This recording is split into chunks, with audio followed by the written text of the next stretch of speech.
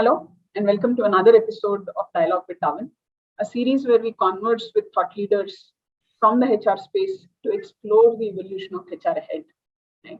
In today's episode, we have Rajneesh Malik, the Senior Global Director Talent Acquisition at MindTickle. He comes with over 17 years of experience in people success and specializes in scaling companies. He's been part of scaling journeys for companies like Yahoo, Microsoft, and Zynga. In the last 10 years, he's been part of successful startups and private equity firms. We're excited to have him on the show and know more about his learnings and the evolution journey. Thank you, Rajneesh, for joining us today. Welcome to the Dialogue with Darwin. Thank you, Gautami. It's all my pleasure. Thank you for the invite. Rajneesh, jumping into the conversation, we wanted to start with something we understand you're passionate about, which is scaling organizations. Right? In the recent context, tell us how it has been to tackle scaling and people management during the pandemic and remote working scenarios. So, Gautami, this last 2 years have been very different for all of us. In fact, we have not seen this time before, and we all have learned in this last 2 years. We have all experimented a lot as well.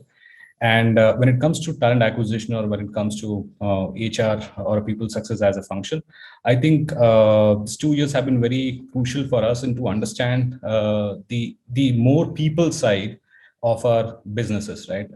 We've always been focusing on the policies, on the procedures, on the SOPs and things like that. But this last 2 years have really taught us on how do we look at on the people aspect of our team members, which includes a lot of empathy, which includes a lot of care, a lot of inclusiveness, and at the same time, we have all gone remote. So, the emotions behind all those decisions or all those actions were not seen. So it has become very, very difficult and different for us to kind of come up with something which is a new style of management, a new style of HR or people success. And again, along with COVID, though COVID was there, this last 2 years, there has been a significant amount of growth in terms of, if you look at the amount of funding which has come in India, and organizations have scaled a lot. So this 2 years at the same time where we are dealing with the pandemic, we were also dealing with the growth. So it was a very different altogether a management style wherein we had to make sure that we scale at the same time, we kind of take care of our people. We come up with processes and policies such that we are able to deal with those emotions. We are able to deal with those trauma or things which are going out with the people, with their family members and their surroundings. So these 2 years have been very, very different for us, and I think all of us have overcome with that and have learned onto how to live with it. Completely agree, Rajneesh. And particularly one problem that I was keen to understand more about how your take has been in the last 2 years is on the scaling front, right? As a growing startup, there's also, it's not just about catering to your current employees and ensuring they're happy, engaged, and still taken care of. There's a strong influx of newer folks that you're trying to build, right, in order to support the phenomenal growth that came in the form of tailwinds for digital solutions, right, during the same period. And it brings a lot of challenges in terms of incorporating them into the culture or, helping them scale or onboard better. So what were the challenges and how was it, that you approached this problem during the pandemic? I mean, this was definitely a big problem to look at it, because your older folks were fine. They knew about what your culture is, what the organization is, what is do's and don'ts. There are some silent do's and don'ts, right? But a newcomer, when they come in on board, right, and at the same time you're scaling massively and you do not want to make any mistakes while you do hiring, right? You want to put those checks and balances in place. So it was important for us to provide the same experience and do the same sort of an evaluation, which is more emphasizing on the culture part rather than on the technical aspect, which is definitely important for any role to perform. But at the same time, what we were more interested in was the culture fitment of any new joiner or a new person who's going to come on board, right? So there was a strong emphasis on that. In fact, even now, there is one specific round in MindTickle which has been taken, which is purely on the culture part, just to see whether the person would be successful in the organization or not. It's not whether, is a culture fit or not. It's more about the addition, what the individual can bring into the culture part. And that is why it is called as more of a culture fitment round in MindTickle. So that is first of the important checks and balances what we have put in. The second thing is when a newcomer come in the organization, right? You do not know who is your point of contact. You do not know, can I ping someone? Can I Slack someone? What is a good medium to kind of interact, right? Can I pick up a call, or would it, sound as a rude? So you do not know those basic rules in a new setup, in a new organization. You always go around and find on your own. So what we did in this particular period was we assigned a buddy to any newcomer or new joining was joining in the organization. At the same time, we made sure that the onboarding experience of the individual has been taken care of smoothly, so that the person is onboarded fast and can ramp up soon, right? And again, in the onboarding, it's not more about the technical onboarding, it is more about culture onboarding, it's more about the organization onboarding. So those were a few things which we had to make sure that we follow rigorously, because it's a difficult time, it's a remote time. We are not going to see this person in face, like in a face-to-face interactions and so on. So we had to make sure that these things are not skipped, and we are kind of rigorously following on that. Interesting, Rajneesh. Thank you for sharing your thoughts there. Moving on to another most talked about topic, right? The war for talent has never been this real, right? How do you view the situation, and what are some of the things that you are doing at MindTickle to attract talent? I'm a strong believer of following the basics. And the basics for any hiring says that if you provide the right sort of an experience to a candidate, irrespective of the outcome, the candidate will remember the experience what he or she had in the interview process, right? So that is one of the strong fundamentals of MindTickle's hiring practices when it comes in. We really focuses on the experience what we are going to provide to that individual. And that experience starts from the time when the person applies for a role. It's not like, when you get a call from a recruiter and then, start creating those experiences, or at a time of offer, you create that experience, right? It starts from the time when the person applies in the organization, right? So the fundamental here was to focus on following the great candidate experience. We know what is happening in the outside market. We know there is a fight for a talent. We all are fighting for the similar sort of folks, right? But the individual who had a better experience, right, in the entire interview processes would definitely, will have a plus point, or would always remember about that organization's so discussions and those interactions. So that was one of the fundamentals we are kind of sticking to it. And you would be surprised that our offer to accept ratio was 82%, which is, very high, or, not at all in the benchmark what industry says. Industry benchmark is almost around 60%. We were higher than that the industry benchmark out there. Now, the other evolution that we are all going through, right, and something that looks inevitable, is the hybrid work, right? I know we moved from work from office to remote work to now hybrid work. It seems like, the permanent state that is here to be. In such a scenario, which also comes with its own complexities, right? What are some of your suggestions to handle hybrid work well from an employee standpoint? See, the future of work has changed. As I said, the management style has changed. The future of work has changed. Everything has just taken a 360-degree turn for all of us.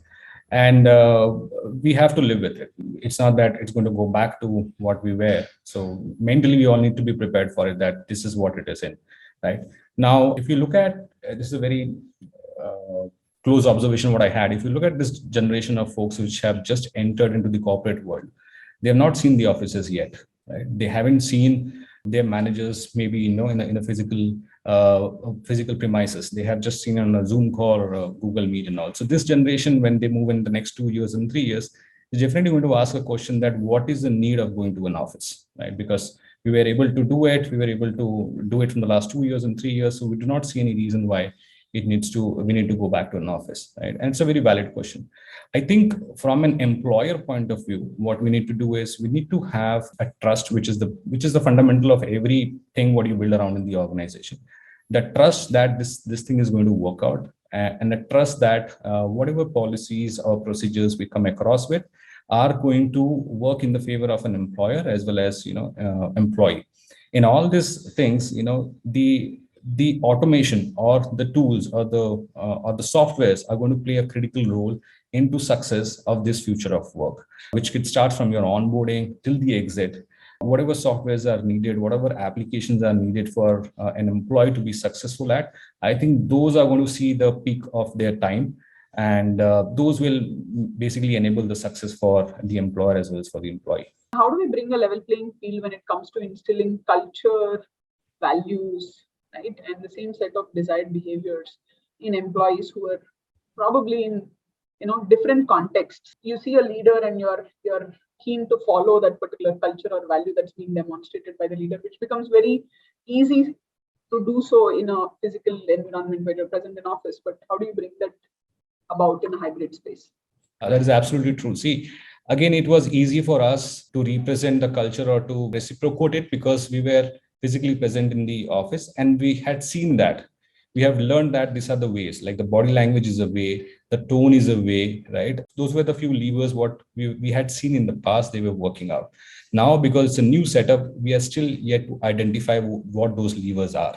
Right now, most of the times, people do not even switch on the videos, and you're just having a conversation with your colleague and you do not know what is going on, right? What is that individual is working on? So that is why those levers cannot work now, right? We need to identify what those new levers are, and we are yet to identify that, right? I'm not saying that we have a 100% answer for that, but what is important is even the culture or the values, right? When you see a particular value which is being followed in the organization is being represented by someone, it is an important time for that leader or for that team to appreciate that and to call out that. So reinforcement of what you follow, what your culture is very, very important, right? Especially because we are not seeing each other's faces, we're just seeing the actions, or we're just seeing what the person has done, what the person has delivered as a task, and so on. So those small wins, what you have, it is very, very important to highlight why it is so close to our culture, what was the significance of that action, and so on. And similarly, if it is going against your culture, you need to highlight that, that this is not part of your culture and why it is not part of your culture, right? So a reinforcement of these practices, these behaviors, I think that needs to be continued, and maybe on an onboarding period, or even 6 months, 1 year down the line, you can have trainings which are kind of telling you that, okay, this is what my company's culture is. Recognition has become more important than being able to do that at the right time for the right behavior, so that that's reinforced, right? I think has become far more valuable in the recent past. Thank you so much for sharing those insights. It's interesting to learn what you're doing, and it's interesting to know how you foresee how things might shape in the future. And definitely the generational context has become extremely impacting today in terms of what works for those who have started working in the last 2 years versus someone who has always been there. But we want to quickly move on to another section where we want to learn a bit about your personal evolution, and in as much rapid a fashion as possible, in one word or one phrase answers. If you were given the option of working in a hybrid mode, where would you like to work from and why? Even now I have that option, by the way. But I'm working out of close to office itself, Pune. But let's say hypothetically, even if I did not go by that particular option, I would go and then live from Mumbai, because I'm a person who loves the city noise, and I like to see people right around me. And if I do not able to kind of interact with people, or if I can't find a lot of people around me, then it starts bothering me. So I'll definitely go back to Mumbai from where I am. Yeah. Interesting to learn. And I understand that everyone has their own preferences. We can always assume to hear beaches and mountains in this particular question, but it's interesting to know that you would pick the busiest city in the country. In one word or phrase, how would you describe your leadership style? I would say that enabling people and unblocking them. I think that's my style of leadership, of course, by giving all the freedom and all. So I kind of think wherever I can enable them to be successful, and wherever I can unblock them so that they can move fast, I think that is what I kind of focus more on. What is one learning that changed you, right, in or beyond work from the pandemic days? Yeah, this 2 years again have changed me a lot from a personality point of view. We always knew that health is important for us and health is wealth, but being in the corporate role and with the startups and all, the organization demands a lot from you. You tend up working more, and since you are young, you do not bother more to put in more extra hours and things like that. But this last 2 years, I've realized the importance of a health here. I've personally started investing more into it. I've started, to go out, work out, run, and go to gym and do my daily workouts. So I think that is where I have kind of changed myself and started investing more time. And same thing, I've been asking my team members also to do to kind of go and do it. And how important is this? Both your mental health as well as your physical health is very, very important these days. What is one company's culture that you admired the most, that you learned from, Rajneesh? Very, very straightforward answer for me. It's Netflix. And what I like about them is they quote saying that we hire only fully formed adults. A fully formed adult is a person who is responsible for his or her own decisions and can take own decisions, have the freedom, luxury to do that. At the same time, be responsible for it. So I think that is one of the company which I really like in terms of their culture. Thank you so much, Rajneesh. It's been wonderful speaking to you. Great insights and a very authentic conversation that I've enjoyed. Thank you so much, Gautam. All my pleasure. Thank you. Take care.